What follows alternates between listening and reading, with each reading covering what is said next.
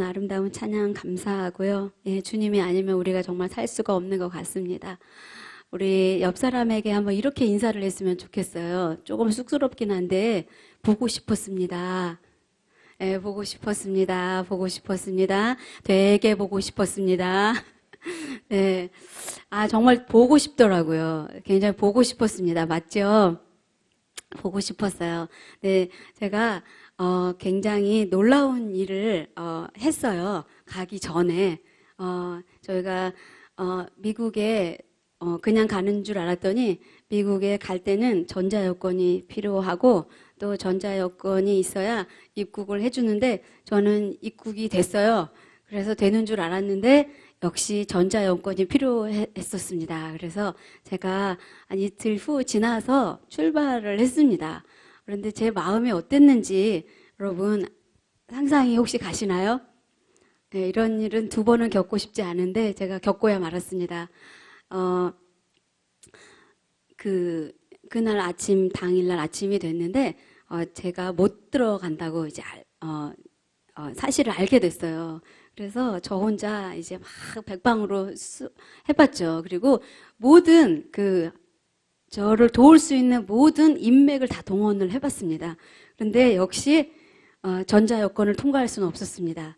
네, 그래서 이제 못 가게 됐어요. 그래서 결국에는 이제 삼성동에 거기 이제 공항터미널까지 가서 안 되는구나 이렇게 하고 왔는데 아주 그 순간적으로 딱 오면서 든 생각이 여행 가방을 들고 이제 돌아오면서 든 생각이 천국이 이렇겠다라는 생각이 들었어요. 정말 준비 다 하고 훈련도 다 받고 그리고 정말 처음부터 끝까지 내가 다 했었는데 근데 너는 이 여권이 없어서 안 된다 라고 말씀하시면서 넌 안 돼. 이 티켓 가지고는 안 된다. 이 입장권 가지고는 도저히 들어올 수 없다.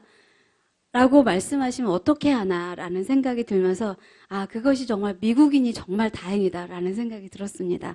물론 저 때문에 근심하게 되고 또 염려를 하시게 돼서 제가 너무나 많이 마음이 힘들었습니다. 그리고 사실은 너무 마음이 어려워서 어떻게 나타날 수가 없었어요. 그래서 필그림 하우스에 가서 있었어요. 왜냐하면 저에게 계속 얘기했어요. 괜찮아, 괜찮아. 그럴 수도 있지 뭘. 네가 얼마나 그런 후진국만 자꾸 다녔으면 이런 선진국에 관한 이야기를 몰랐겠니? 넌 정말 후진국은 정말 굉장히 많이 다녔잖아. 그렇지만 네가 선진국에 갈 생각은 눈꼽만큼도 안 했잖아. 라고 하면서 저 자신을 위로하고 또 주님도 저에게 괜찮다라고 말씀을 해주시는 것 같았습니다. 그러나 시간이 점점점 지나갈수록 저에게 스스로에게 바보 어떻게 그런 일을 놓칠 수가 있는가라고 하면서 정말 더 이상 부끄러운 일은 이 세상에 있을 수 없다라는 생각이 들면서 정말 머리를 어디에 구멍에다 넣고 정말 어떻게 하고 싶은 그런 생각밖에는 들지 않았습니다. 그래서 제가 이제 필그림 하우스에서 조용하게 시간을 지내면서 하나님과 그런 이제 시간들을 갖게 됐어요. 그렇게 하면서 내가 정말 바쁘게 정신없이 달려왔구나 라는 생각이 들면서 이런 시간을 또 주신 나의 실수지만 100% 나의 실수지만 하나님께서 또 이렇게 은밀하게 시간을 주셔서 또 주님과만 이렇게 지낼 수 있는 시간을 주시는구나 라는 생각을 했고요.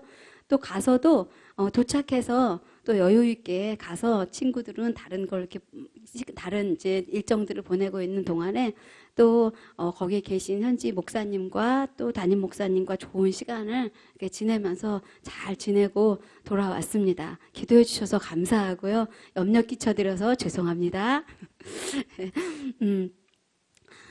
제가 가서 굉장히 많은 것들을 경험을 했습니다. 그런데 가장 저에게 큰 소득이라고 한다면 거기 있는 사람들, 목사님과 현재 미국에 계신 분들은 모두 다 이제 담임 목사님의 팬들이고 친구들이고 목사님을 아주 잘 아시는 그런 분들이셨어요. 그런데 사실은 저희가 가지고 간 그 회비를 가지고서는 도저히 그 기간 동안에는 있을 수 없는 그런 금액들이죠. 워낙 이제 물가가 비싸고 하니까. 그런데 이제 담임 목사님께서 잘 이제 아셔서 이것도 해주시고 저것도 해주시고 이 돈도 더 들어가야 되는데 또 이것도 또 뚱쳐주시고 이렇게 하셔서 여러 가지 것들을 그냥 저희가 누릴 수밖에는 없었어요. 그런데 제가 그게 너무나 괴로웠습니다. 그렇게 받기만 하는 것이 정말 이렇게도 괴로운 일인가 라는 생각을 할 정도로 너무나 괴로웠어요. 뭐를 하려고 해야 돈이 없고, 뭐를 하려고 해야 아는 사람이 없고, 뭐를 하려고 해야 할 줄 아는 것이 없고, 그래서 굉장히 괴로웠어요. 그런 생각을 하면서, 그런데 모든 것을 그 이제 담임 목사님을 보시면서 그 친분 관계, 그리고 또 청년들을 사랑하시는 거기 계신 그 청년 담당하시는 분, 또 이제 성도들을 사랑하시는 목사님들이시기 때문에 뭐 한국에 있는 성도들 뭐 이런 거 신경 쓰지 않으시고 정말 성심성의껏 그렇게 잘 저희들을 돌봐 주셨습니다. 그래서 정말 저희가 너무나 은혜스럽게 그렇게 돌아왔는데요. 저는 개인적으로 그것이 너무 힘들었어요. 받기만 하는 것이 너무 힘들었어요. 왜냐하면 제가 다른 나라에 갈 때 가면 항상 저희 나라보다는 조금 덜한 나라, 그리고 복음이 아직 들어가지 않는 나라, 선진국이라 할지라도 복음이 필요한 나라, 그래서 어쨌든 너무나 강력하게 우리들이 필요한 그런 나라에 갔었는데, 그렇지 않은 나라에 가서 뭐를 하는 것이 너무 힘이 들었어요. 시간을 보내는 것이 너무 힘이 들었어요. 그러면서 든 생각은 정말 이거 내가 뭔가를 누군가를 왜 도울 수 있다, 그리고 내가 뭔가를 할 수 있다, 그리고 내가 무슨 어떤 재능이 있다, 달란트가 있다, 힘이 있다, 이런 것들을 저는 조금이라도 누리고, 그리고 그것을 주님을 섬긴다라고 하는 명목하에 제가 저 자신의 가지고 있는 것들을 하면서 굉장히 자부심을 가졌구나라는 생각이 들었고, 그리고 아무것도 없구나, 내가 쓸만한 것이 없고, 그리고 내가 누군가를 도울 수도 없는 그런 존재인데 주님께서 나에게 주셔서 그동안 내가 살았고, 그리고 내가 주셔야 살 수 있는 그런 사람이구나 라는 생각이 들면서 저의 모든 자존심을 다 내려놓고 제가 쓸 수 있는 모든 것들이 아무것도 없는 그런 상태에서 나는 주님 앞에 이런 존재구나 라는 것을 너무나 뼈저리게 느끼고 돌아왔습니다. 이것이 주님께서 이번 여행을 통하여, 이번 비전 트립을 통하여 저에게 많이 가르쳐 주신 그런 부분인 것 같습니다. 어디 가서 돈 주고 살 수 없는 그런 경험을 했는데요. 여러분도 그런 좋은 비전 트립 한번 다녀오셨으면 좋겠습니다. 여권은 꼭 챙기시고요. 네, 오늘 말씀을 잠깐 보도록 하겠습니다. 오늘 말씀은 엘리야와 아합이 만나서 일어나는 그런 내용입니다. 엘리야는 불의 사람입니다. 엘리야는 항상 엘리야가 나타나면 불이 떨어지고, 그리고 엘리야가 또 하나님께로 돌아갈 때에도, 죽을 때에도 불말과 불병거를 타고 올라갔습니다. 그렇기 때문에 엘리야를 보고 우리는 불의 사람이라고, 불의 선지자라고 이렇게 이야기를 합니다. 그런데 오늘은 불이 아니라 물이 내리는 그런 사건이 벌어지는데요. 저희가 말씀을 다 같이 한번 보도록 하겠습니다. 41절입니다. 다 같이 읽지요. 시작. 엘리야가 아합에게 이르되 올라가서 먹고 마시소서, 큰 비 소리가 있나이다. 예. 엘리야가 아합에게 이르되 올라가라, 먹고 마시소서, 큰 비 소리가 있나이다. 큰 비 소리가 있으니까 편안히 먹고 마시소서 하고 왕에게 이렇게 말씀을 하고 있습니다. 아합 왕이 먹고 마실 수 있는 처지가 아니었어요. 왜냐하면 3년 반 동안이나 비가 내리지 않았기 때문에 이 왕으로서 비가 내리지 않고 있는 이 상황 속에서 편히 먹고 마실 수가 없었던 거죠. 그런데 큰 비의 소리가 있으니까 편안하게 먹고 마시소서, 이렇게 이야기를 합니다. 큰 비의 소리가 있다. 이 큰 비의 소리가 있다라는 이 말씀을 아합 왕에게 했을 때 아합 왕은 어땠을까요? 정말 춤추듯이 그렇게 마음이 기쁘고 정말 뛸 듯이 즐겁고 흥겨웠던 그런 소리가 아닌가. 정말 그 어떤 소리보다도 흥분되게 하고, 그리고 어떤 소리보다도 소망의 소리가 아니었나, 이런 생각이 듭니다. 그런데 엘리야가 큰 비의 소리가 있습니다. 큰 비가 내릴 것 같습니다. 이렇게 얘기를 하고 있죠. 그런데 아합이 먹고 마시러 올라갔대요. 42절에 보니까 먹고 마시러 올라가소서 했더니 먹고 마시러 올라가니라, 이렇게 이야기를 합니다. 이 큰 비의 소리가 있기 전에 이 엘리야가 아합에게 이렇게 했을 때 이미 엘리야에게 이 모든 사건 전에 이미 하나님께서 엘리야를 통하여 비가 내릴 것이다 라고 이렇게 말씀을 합니다. 18장 1절에 보면 내가 비를 지면에 내리리라 라고 여호와께서 말씀으로 가르쳐 주세요. 18장 처음부터 벌써 내가 비를 내릴 것이다 라고 미리 엘리야에게 가르쳐 주세요. 그런데 이 큰 비의 소리가 있나이다 라는 이 선포 전에 어떤 이 사건이 있었냐면 아주 우리가 너무나 잘 알고 있는 그 하늘에서 불이 떨어진 사건이 있었죠. 그 사건은 뭐였냐면 그 바알과 아세라를 섬겼던 그 선지자 850명을 이제 850대 1로 엘리야와 그 바알과 아세라 선지자들이 싸웠던 일이 일어나요. 그래서 번제단 위에 불이 내리는 신이 진짜 신이다 그랬는데 이 850명의 선지자들이 아침부터 막 소리를 지르고 불을 내려달라고 했지만 불을 내리지 않았어요. 그리고 이제 엘리야는 그 단에 물을 잔뜩 양동이로 갖다 붓고 했는데 나중에 기도를 했을 때 하나님께서 하늘에서 불을 내려주시죠. 불을 내려주셨습니다. 그래서 이 불을 내려주시고 이 불을 내려주신 다음에 거기 있는 850명의 선지자들을 다 제거를 해버리죠. 엘리야가. 그 광경들을 누가 다 보냐면 아합이 다 봤어요. 아합은 뭐라고 할 수 없는 것이 비가 앞에서 그 엘리야가 등장을 하면서 하나님의 사람이기 때문에 이 하나님의 사람이 뭔가 답을 가지고 있을 것이다 라는 생각을 했던 거죠. 이 하나님의 사람이 등장하지 않다가 아합 왕 앞에 나타났기 때문에 하나님께서 이 백성을 통하여 뭔가 일할 것이다 라는 생각을 했었던 거죠. 그런데 정말로 그 18장의 내용의 중간쯤에 보면 거기에 이렇게 나와요. 모든 물 근원을 오바댜라고 하는 그 국내 대신과 내가 함께 찾아가서 이 물 근원이 어디 있는지를 좀 찾아보자. 가축들을 먹일 수 있는 그 물 근원이 조금이라도 남아있는지, 그 시내가 남아있는지 좀 우리가 흩어져서 찾아보자. 이렇게 찾아보러 다닐 때에 그 오바댜라는 국내 대신을 엘리야가 만나게 되죠. 그렇게 되면서 이 일이 이제 일어나게 되는 것입니다. 근데 큰 비의 소리가 있나이다 라고 이렇게 선포하기 전에 이 모든 850명의 이방인의 제사장, 선지자들을 제거하는 일이 먼저 일어나게 되는 거예요.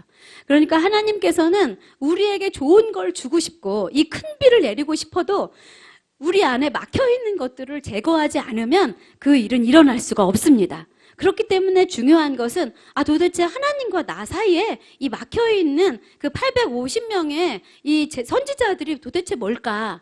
하나님과 나 사이에 이 주님이 나에게 은혜를 주시려고 하는데 뭔가 축복을 많이 주시려고 하는데 주님은 언제나 자녀들에게 좋은 걸 주시려고 하는데 그렇게 내리지 못하는 이유가 뭘까라고 생각을 하면서 내 안에 그 850명의 선지자가 무엇인지를 발견을 해야 합니다. 그렇게 할 때 주님께서 큰 비의 소리를 우리에게 들려주십니다. 여러분 그것이 무엇입니까? 그것을 찾아내시길 바랍니다. 그것을 알아내시기를 바랍니다. 내 안에 그 큰 비의 소리가 들리지 않을 때 그것이 왜 들리지를 않는지 정말 심각하게 무릎 꿇으면서 그것을 찾아내시기를 바랍니다. 저는 이번에 미국 여행을 하면서 미국 비전 트립을 하면서 청년들과 함께 하면서 내 안에 얼마나 자존심이 강한지 얼마나 내가 내 것을 가지고 조금도 남에게 도움을 받지 않고 내 힘으로 하려고 하고 그리고 내 힘을 통해서 누군가를 도우려고 하고 조금이라도 내 존재가 여기 있다. 내가 바로 여기 있다. 내가 뭔가를 할 수 있다. 라는 것을 증명하기 위하여 얼마나 애를 쓰며 살았는지를 정말 적나라하게 보고 왔던 것 같습니다. 그래서 그런 것들을 내려놓고 그리고 보게 돼서 다 내려놓지는 못한다 할지라도 그것을 정말 뼈저리게 깨닫는 그런 시간이 저에게 되었습니다. 시간이 있었습니다. 여러분은 무엇입니까?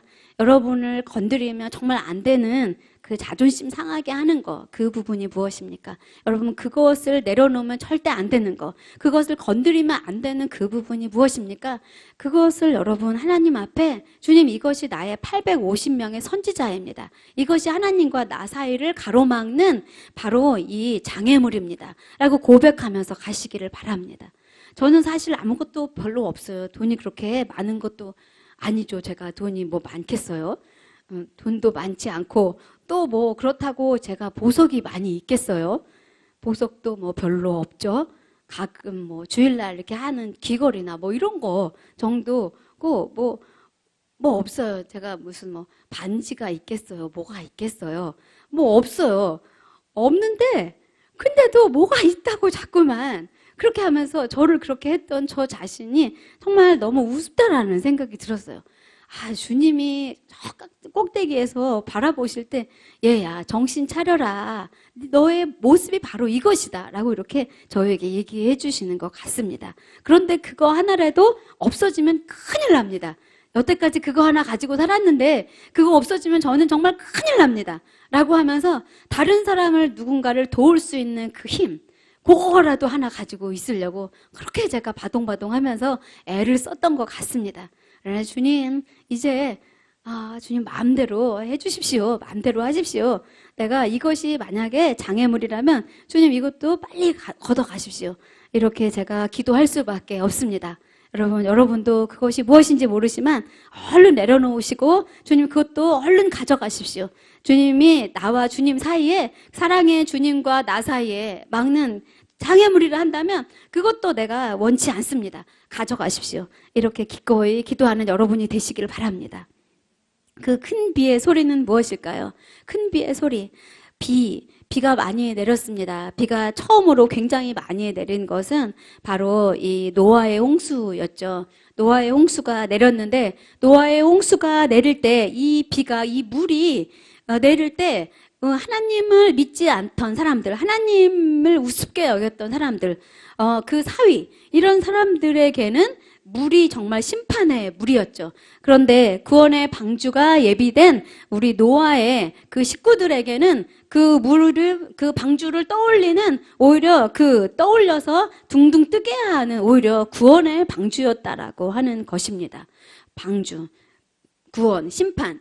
이 물이 똑같은 물이지만 이 하나님의 선택받은 그런 사람들, 하나님을 찾는 사람들, 주님이 나의 아버지십니다. 주님이 나의 창조주십니다. 라고 그렇게 고백하는 사람들, 나는 하나님을 통하여 삶의 의미를 찾습니다. 라고 고백하는 사람들에게는 이 심판의 물이 구원의 방주가 되고 배를 띄우는 오히려 그 원동력이 된다라고 하는 것입니다. 그 물, 그 비가 온다라고 하는 것이죠. 이 비가 또 굉장히 많이 왔어요. 그 비가 또 언제 왔냐면 마태복음에 보면 이 비가 반석 위에 지은 집에도 모래 위에 지은 집에도 비가 내리죠.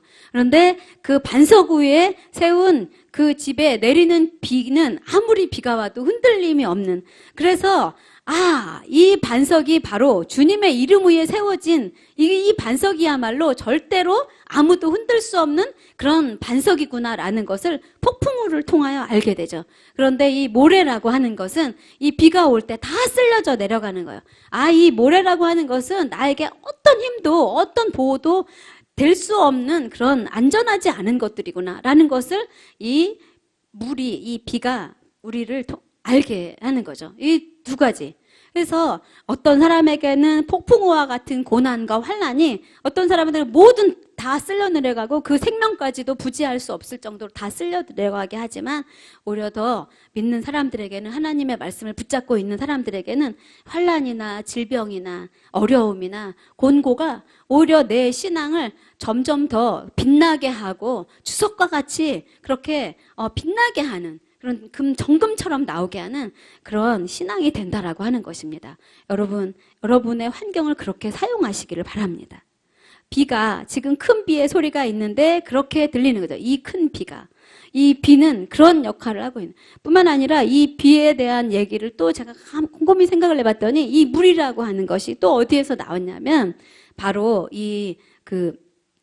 에스겔에 이 물이 나오죠. 물이 발목에 무릎에, 허리에, 어깨에, 그리고 머리 꼭대기까지 차오르죠. 계속해서 이 성전에서 물이 흘러나와서 차고 나는 거예요.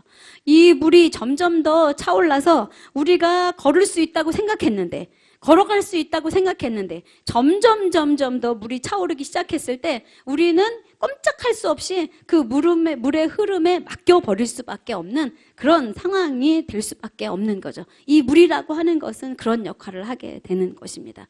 그렇기 때문에 우리는 이 물을 가득 머리 꼭대기까지 채워서 하나님의 은혜가 나를 띄워가게 해서, 그래서 이 은혜의 강에 나 자신을 띄워서 주님이 나를 인도하시는 대로 이끄는 자가 되었을 때 바로 우리가 은혜가 충만한 사람, 주님이 이끌린 사람, 나의 의지와 나의 힘으로 움직여지는 것이 아니라 하나님의 힘으로, 하나님의 의지로, 하나님이 원하는 방향대로 이끌려지는 사람, 의지가 사라진 사람, 주님의 의지로 이끌림을 받는 사람, 그런 사람이 되지 않을까, 이런 생각이 듭니다. 여러분, 큰 비의 소리가 여러분에게 임하시기를 바랍니다.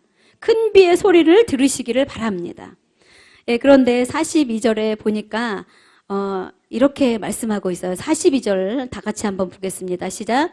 아합이 먹고 마시러 올라가니라. 엘리야가 갈멜산 꼭대기로 올라가서 땅에 꿇어 엎드려 그의 얼굴을 무릎 사이에 넣고,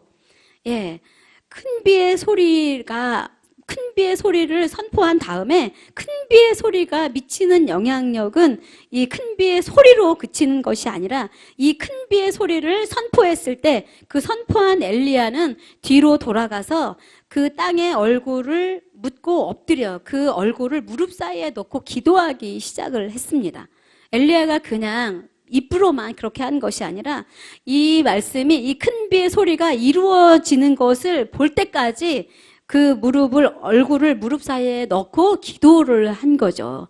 그러니까 우리는 주님이 우리에게 주신 말씀이 있으면 그 말씀을 이루어지도록 기도를 해야 되는 거죠. 끝까지 기도를 해야 되는 거예요.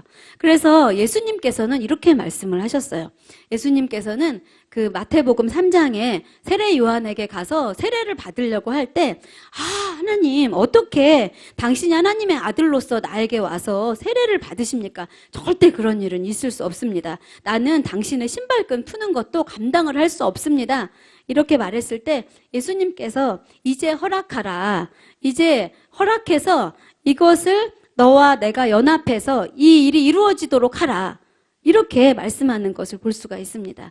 세례 요한이 그것을 허락하는 순간 하나님께서는 그를 동역자로 여기시고, 그리고 결국에는 그 구원을 허락하시는 그 단초를 그 세례를 받으심으로부터 시작했다라고 하는 것입니다. 그 동역자가 바로 인간 세례 요한이었던 것입니다. 여기에서도 보면 엘리야가 주님과 함께 선포되는 말씀을 선포했지만 그것을 기도로 이루어가는 그 일을 엘리야가 무릎 사이에 얼굴을 파묻고 했던 것을 보게 됩니다. 여러분, 그 하나님의 동역자가 되셨으면 좋겠습니다. 여러분, 동역자가 되십시오. 하나님의 동역자가 되십시오. 가장 영광스러운 동역자가 되시기를 바랍니다. 주님이 기도하자 하실 때 고개를 무릎 사이에 끼고, 하나님, 다른 어떤 것보다도 이 일이 내게 이루어지기를 원합니다. 다른 어떤 것보다도 이 사람이 구원받기를 원합니다. 다른 어떤 것보다도 우리 목양교회가 일어나기를 원합니다. 이 교회가 구원의 방주가 되기를 원합니다. 이 교회의 목회자들이, 담임 목사님이 말씀을 선포할 때 불같이 떨어져서 우리의 심령이 타고 들어가 그 말씀 앞에 온전히 순복하는 그런 교회가 되기를 원합니다. 라고 여러분의 얼굴을 무릎 사이에 파묻고 그렇게 기도하는 여러분이 되시기를 바랍니다. 그렇게 기도하며 갈 때 그가 그냥 간 것이 아니에요. 사환에게 이르되, 43번부터 우리 한번 볼까요? 43절 다 같이 한번 읽어볼까요? 시작. 그의 사환에게 이르되 올라가 바다 쪽을 바라보라. 그가 올라가 바라보고 말하되 아무것도 없나이다. 이르되 7번까지 다시 가라. 그렇게 했을 때 이제 손바닥만한 구름이 등장을 하게 되죠. 사환이 계속 가라, 더 가라, 7번까지 가라 이렇게 얘기하는 거예요. 제가 유난히 그 이민국의 절차를 밟는데 두렵더라고요. 그 미국이라는 나라에 한번 거절을 당했기 때문에 제가 들어가는데 막 마음이 떨리고 불안하고 막 그런 거예요.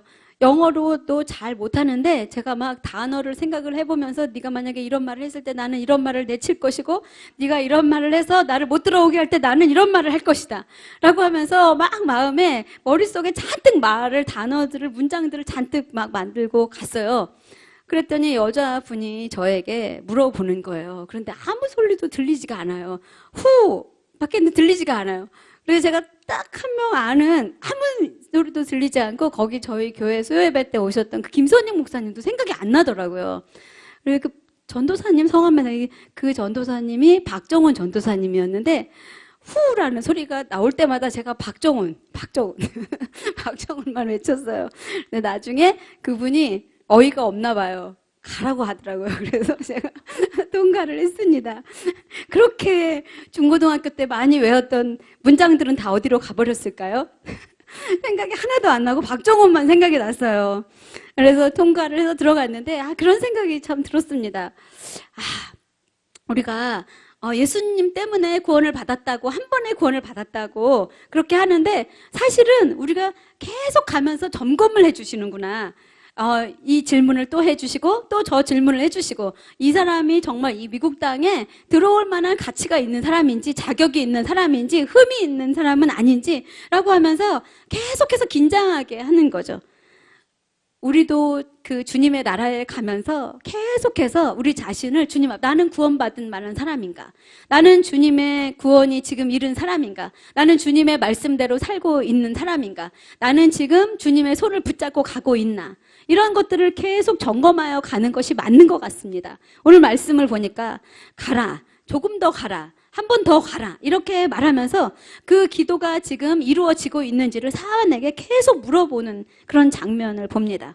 아무것도 없나이다. 그러면 이르되 7번까지 다시 가라 라고 이렇게 7번까지 다시 가라. 7번에 관한 이야기가 성경에는 굉장히 많이 나와 있죠. 7번. 그런데 7이라는 숫자는 은혜의 숫자이고 완전 숫자이고 하나님의 수입니다. 그래서 7번까지 가라라고 하는 것은 하나님의 절대적인 은혜가 필요한 곳입니다.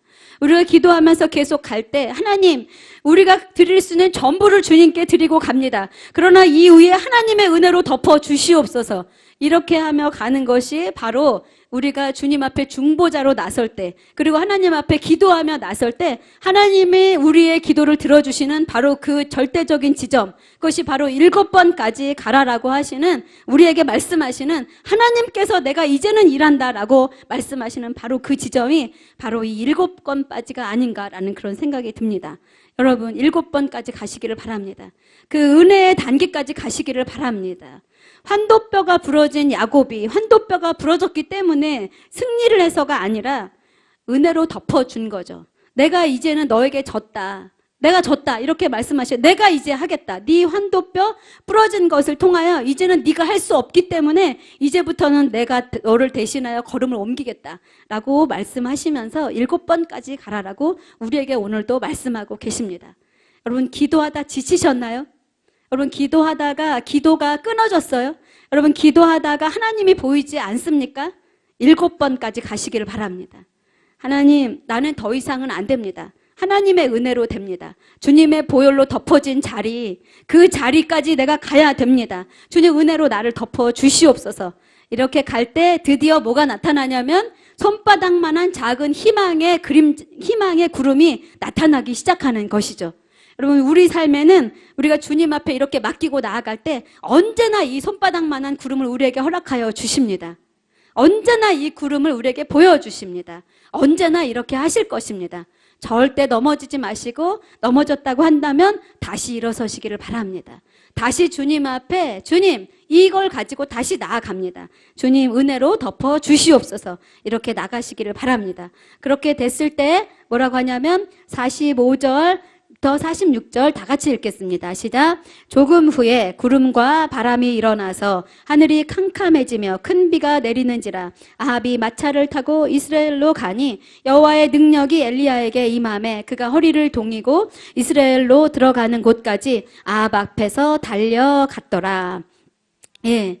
실제 이것이 이제 비의 소리가 아니라 실제로 비가 내리고 이제 실제로 구름이 일어나고 바람이 일어나서 실제로 우리가 눈에 보는 그 후두둑 떨어지는 비가 내리기 시작하는 것이죠. 큰 비가 내리기 시작하는 것입니다. 내 마차를 타고 이제 아합이 가죠. 그런데 그 앞에서 여호와의 능력이 엘리야에게 임하여 그가 허리를 동이고 들어가는 곳까지 아합 앞에서 달려갔더라. 여러분, 얼마나 좋았으면, 얼마나 좋았으면, 얼마나 이 후두둑 후두둑 떨어지는 이 하나님이 성실하게 응답하시는 이 비의 소리를 듣고 얼마나 흥분이 되고 얼마나 좋았으면, 마음 앞에서 그 마차보다 더 빨리 허리를 동이고 그렇게 달려갔을까요? 여러분, 저는 우리의 삶이 이렇게 날마다 되기를 바랍니다. 내가 원하는 그런 기도 제목은 이루어지지 않았지만 하나님이 나를 통하여 선포하시면서 비의 소리가 있을 것이다. 은혜의 소리가 있을 것이다. 내가 너를 통하여 선포한 그 소리가 이루어질 것이다. 이렇게 말씀할 때 이 말씀을 붙잡고 우리의 고개를 무릎사이에 끼고 하나님 주님이 주신 말씀이니까 이 말씀은 내게 이루어질 줄을 믿습니다. 내가 아무도 믿지 않는다 할지라도 오직 나는 주님의 이 말씀을 믿고 이 말씀을 붙잡고 주님의 말씀에 믿음으로 나아가며 나는 주님의 동역자가 되겠습니다. 이렇게 나아가는 여러분이 되시기를 바랍니다. 그럴 때 하나님의 여호와의 능력이 여러분을 붙잡아 여러분의 머리부터 발끝까지 진동하시며 임하실 것이고 꼼짝할 수 없이 그 아합의 왕이라 할지라도 그보다 더 먼저 앞서 달려나가는 여러분이 되실 것이라고 확신합니다. 그런 여러분이 되시기를 바랍니다. 그렇게 소망을 붙잡고 가는 여러분이 되시기를 바랍니다.